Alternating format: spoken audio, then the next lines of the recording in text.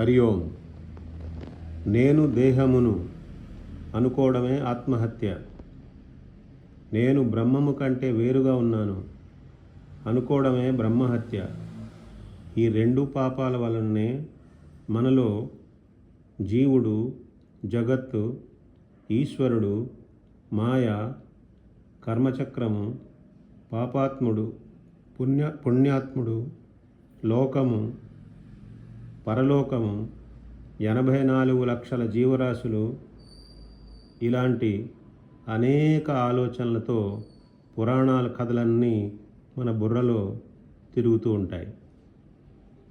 నేనుని దేహంలోంచి తీసి బ్రహ్మములో ముంచండి, దెబ్బకి గొడవలన్నీ పోతాయి.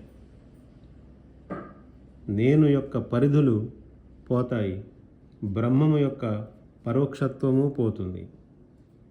నేను అపరిమితుడవుతాను, బ్రహ్మము అపరోక్షమవుతుంది. హరి ఓం.